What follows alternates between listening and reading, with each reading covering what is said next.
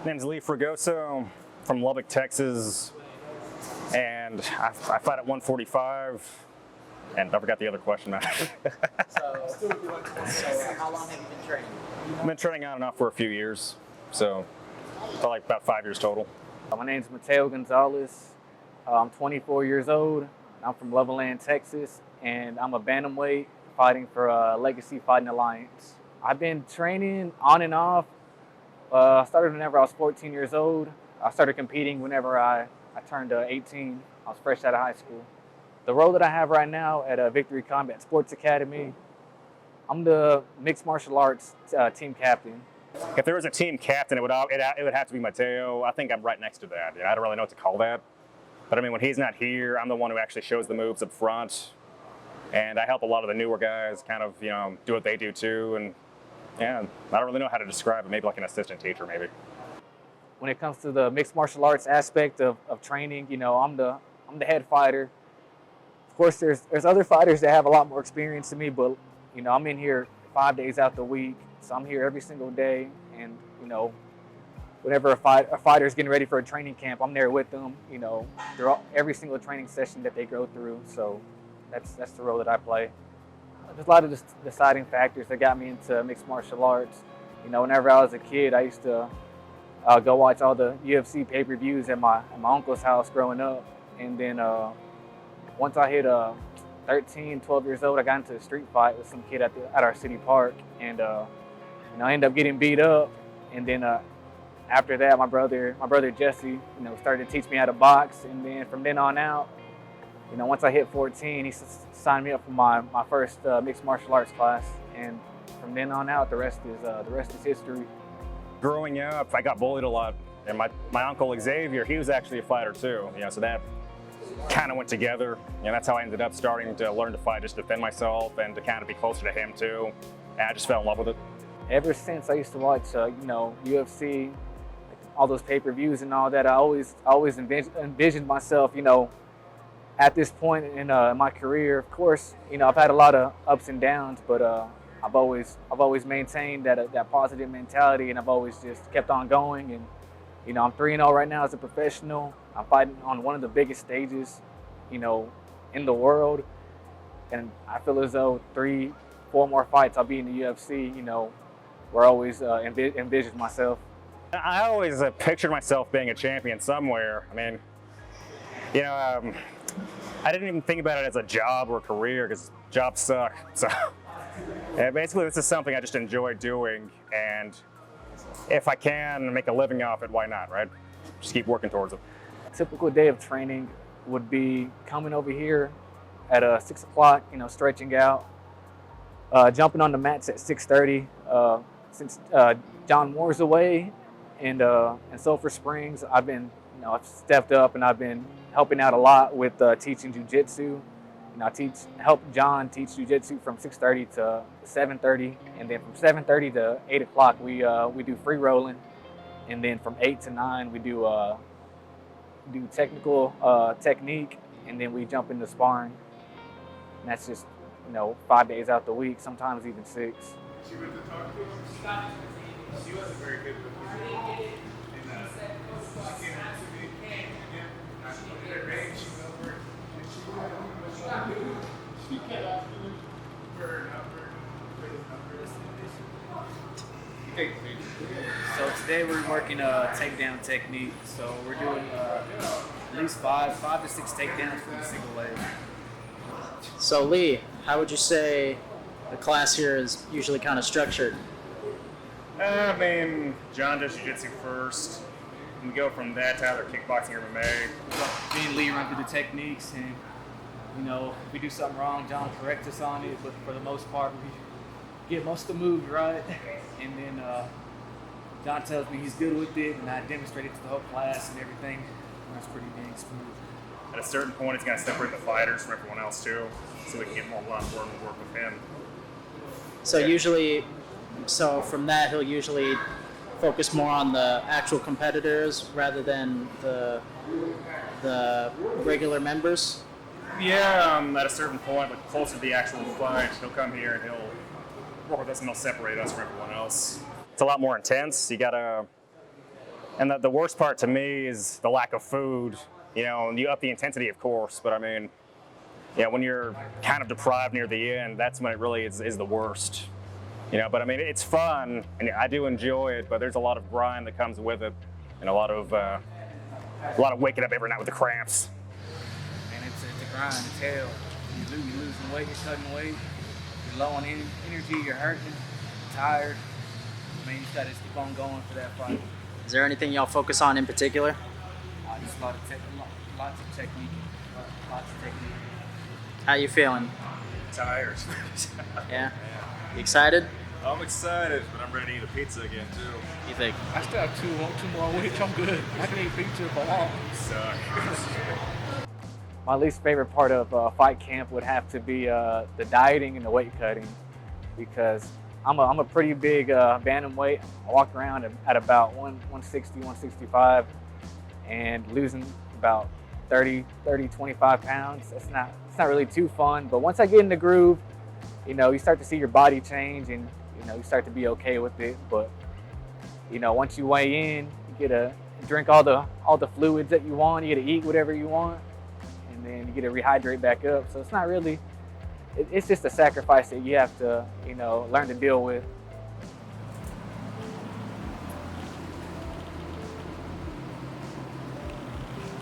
Two weeks out, baby. 2 weeks out.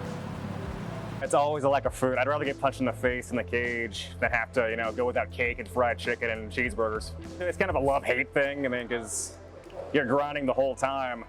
And I love to see myself get better, but I also, sometimes I'm like, I don't really want to do this today, but I mean, I have to push through it, but I mean, it's always worth it in the end. There's some days it's hard to get out of bed, but whenever I get here, man, the atmosphere just changes for me. You know, I work a full-time job, so this is like my safe haven. Like, this is home away from home. You know, I enjoy coming over here and seeing all my friends. Most everyone that I train with, you know, they've become like a second family to me. I see them more than I do, you know, my real family sometimes. So this is it's definitely my second home, and I love being here. I think that we make everyone, for the most part, like we try to make everyone feel like they're a part of the team. You know, and it's a good dynamic. We always get new guys in, and they always say they love it. You know, whether it's form or not is neither here nor there, but we never have any hard feelings afterwards. John's became like a family member to me, and you know, me and John always talk about this. You know, the bond that he has with his students. You know, you can't match that. John can tell me a move over the phone, and I can just go out there on the mat and just, you know, demonstrate it perfectly. And then whenever, you know, he's on the big screen, he's still watching over us. If I mess up on a move, he's gonna correct me. So it's not really any adjustments that I've had to, you know, overcome. Everything's pretty much still the same. You know, we're all in here to do the same thing. We're all trying to be the best that we can be. So it's always, you know, it's always good to see everyone and see that dynamic. You got a style, right? Oh yeah. That thing's swollen. Yeah. And you fought through that, right? Oh yeah. At least 4 rounds, 5 rounds. Jesus. What do you think of that? I think I did it. No, I'm just kidding. I wish. You're a part of it. I wish for that body shot he landed.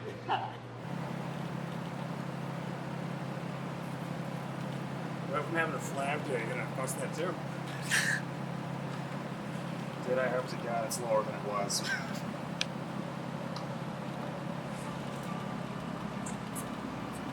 Yeah, it's like the same as it was last week. Because a good fight camp would be about 8 weeks. So as soon as you hear that, you try to gradually cut away the stuff you're eating. And I eat terribly, so that's the hard part. And I'm trying to fix that, but I mean, you do gradually cut back. And when you get really close to the actual fight, that's when you cut water. You know, that's when I use a sweatsuit or sit in the sauna. But you try to cut as little water as you can.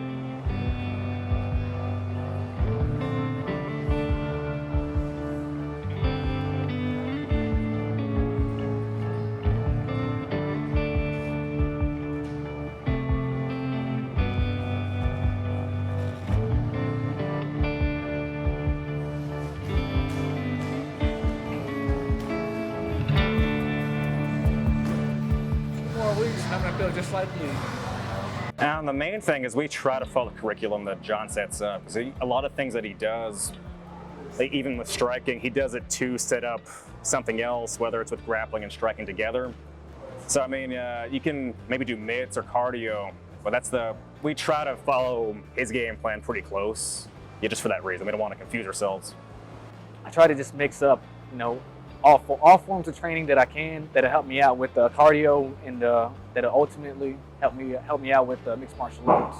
I cut more probably for this fight, but since it was a good fight camp, I don't think it'll be a problem for this one because I came in at around 180-ish, and I fight at 145. Yeah, so I had to really cut back on a lot of the stuff that I really like to do. My last fight, I ended up winning the fight, but the weight cut, it was so draining even during the fight, I didn't really feel like I was in it that much, and I couldn't sleep afterwards either because of just how much I had to drain myself beforehand. I just couldn't recoup the same way that I normally do. Yeah, so that was a learning experience. The week before the fight, I'm usually in tune with myself. I'm always just talking to myself. I always tell myself, this guy might be tough, man, but you're a lot more skilled and a lot more, you're a lot more technical than this guy. I try to be as positive as I can. Of course, I'm cutting weight. I'm hungry. I'm tired. I have people around me sometimes that are, eating really good foods, and I have to just kind of just block them out and kind of just, let them do their things. So how you feeling a week out? A little bit hungry, a little bit fatigued. I got a job to do in the next 3 days, so just got to make weight, rehydrate back up, and then Friday go out there and kill this dude. Feel good, man. I'm ready. Put in a hard-fought training camp. Came out of this with no injuries. Feel good. I just watched Lee win last week. Now it's time for me to go out there and do my thing. Man, I think he's looking super good. He's still mentally, when they're cutting weight, cutting water, sometimes you see the mind, they kind of get a little delirious and they're not really comprehending things, or you can say something to them, they can't repeat it back. But he's doing all that very good. So that's a great sign. I'm giving him real quick directions on moves, I'll say do this move and I don't have to show him, he's just doing it. So I feel like his mental and his physical are really working good together. Based on what you're seeing, how do you think fight day will go? We never know what the future holds, but I am so confident in his skills. We've worked on his weaknesses. We've worked on our counters to that guy's offense that we've been able to see and study. So we've got a good game plan. He is really reacting to the game plan well. So I'm excited. I think we're going to bring home the win. He's just done everything I think you need to do to get ready. And we just let the dominoes fall as they fall when we get there. The day of the fight, I'm not gonna lie to you. I'm usually really nervous, So I just sit in bed with my earbuds on and just kind of visualize everything that I'm gonna do. Once that fight kicks in, I'm thinking about all the bad things that can happen. I'm thinking about all the good things that can happen. It's really it's hard to sleep, knowing that you're about to go into battle and there's thousands of people just up in those stands. Sometimes you have to go to enemy territory, so that's always in the back of your mind too. But for the most part, it's just all visualization, and you just got to get in that mindset that you got to go out there and take it to this guy and take him out. He's in your way to, being in those big shows like the UFC and Bellator, ONE FC, and etc. I'm thinking, man, I can't wait for me to go in, weigh in, do this whole thing, and then kind of recoup too. It'll be a good memory to have. Like the fight itself is always on my mind, but I'm also thinking, like, man, I wonder what they're doing because, especially in the smaller promotions, you cross paths a lot. And I've been mean mugged so many times in these fight camps from the other guy, and I'm kind of curious as to why that happens. and like how they're preparing too. But it is what it is. The worst part, like especially when you grind as much as we do, is that we don't always have the same time to recover. So that's why after a fight camp, when the fight's all over, said and done, I like to take some time off, just a short time, to recoup. And I mean, if you do have issues after that, you just got to let them know. And when they try to help work around that until you recover. What are people's reactions when you tell them that you fight professionally at the level you're at right now? So I really try not to tell people that I'm a mixed martial artist, because I kind of just like to keep that a secret. The people that know me, they know what I do, but like I really don't try to, brag and tell people that I'm a professional fighter. The people that do, ask, why I have cauliflower ear, or why I have a black eye at work, I usually just tell them, yeah, I'm a professional fighter. And whenever I tell them that, they kind of they start to ask questions like, why do you do what you do? What got you into it?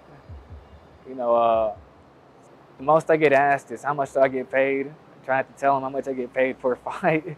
So I always think that's kind of rude, but for the most part, people get a little curious, but I kind of just try to stay low key with what I do.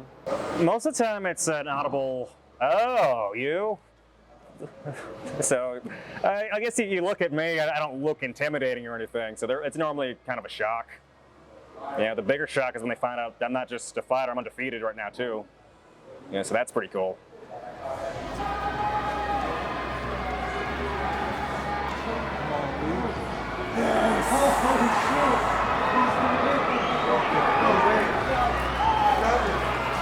Choked him out. Fragoso!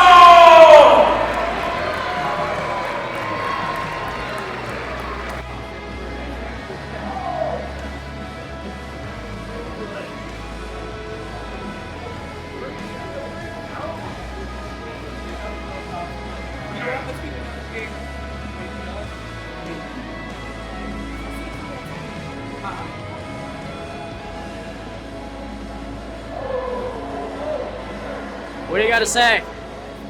And thanks to everyone for your support. I'm glad you got to see me do exactly what John taught me. And exactly what he said would happen is what happened. And if you're in Lubbock and you're looking for an MMA gym, come to Victory Combat Sports Academy. It's the freak show. So one thing I'd like to, tell everyone about fighters that they really don't see, outside of what they see on TV. Not every fighter is a bad fighter. This is all just it's like a game of chess. The smartest fighter. Each fight it takes a form of intelligence. It's a thinking man's game. Not every fighter is a barbarian. Not every fighter is out to kill the next fighter. It's all just it's just a big sport. It's mixed martial arts. Like there's every form of martial arts that you can think of in this.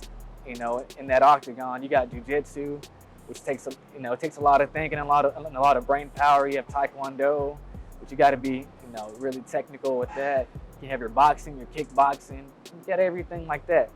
It takes a form of intelligence, to put all that into one sport. And it's a beautiful art. It takes a lot of courage to get in there. That's where you find out a lot about yourself. It's not a barbaric sport like everyone thinks it is.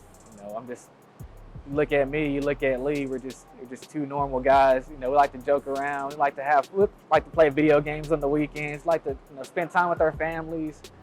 We're just two normal people just chasing a dream. I mean, a lot of people. I remember an old friend of mine was saying, "Man, I thought that you had to be kind of a street guy to be a fighter." I'm like, man, it's a sport, and I love it. And I mean, we have lives outside of it too, and you don't have to be an asshole or be the big bad tough guy all the time. It's a sport like any other. There's technique that goes into it. There's a lot of coordination and a lot of hard work. I wish that some people would actually take the time to watch a fight, and they would actually be able to see that. But some people just they won't do it. If a professional fighter ever gets, caught up doing something bad, that's the first thing you see in like a headlines. I feel as though, people gravitate towards, I guess, the negativity and what they see, I guess, like from a specific, fighter. Not all fighters are bad. Not all fighters are criminals. Not all fighters are, street thugs. It's just all about, I guess, I don't know. That's a tricky one to go with. Not all fighters are bad. A lot of it's been demonized when it first started, but it's growing a lot more. You see fighters in movies now. You see fighters a lot of the times around other athletes. So I think that's pretty cool. I think what really hurt it a lot, and this is kind of a love-hate thing, is that a lot of fighters like to do the trash talk thing. Some people love to watch it and some people don't like it. So that didn't really help the perception of it. But it's all for show. Most importantly, have fun. What does MMA mean to you? So, Like I said in my last fight, I plan on being the champion. I ain't gonna stop until I'm there, man. I'm gonna conquer one promotion and conquer the next. I'm gonna put that on my life still.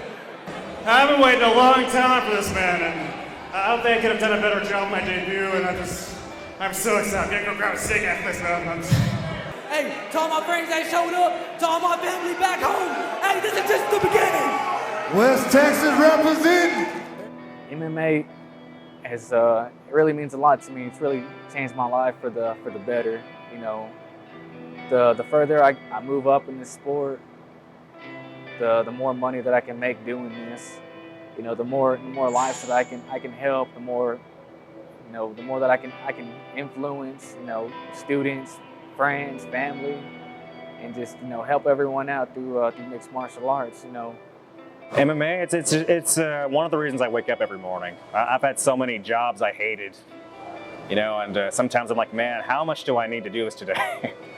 Is it really that important? So, that's one of the reasons that I'm like, I better go to my job and I better keep moving forward because there's still something out there that I love to do, and maybe I can see other people and see some of the other big name fighters that I've met over the years too. It's all a big journey, and I wish more people would look into that. When I started this, man, I've always envisioned myself, being one of the best fighters in the world. And the way I see it, if I'm a world champion, I can help out, millions of people with my influence and with my words and and just things like that. People need a platform to speak on, and I feel as though me being the UFC champion, or even me being the UFC, I can, speak my voice out and help out people, throughout the world. And that's what I'm trying to do right now. Is just trying to build a name up for myself, and use MMA as just a platform to get there.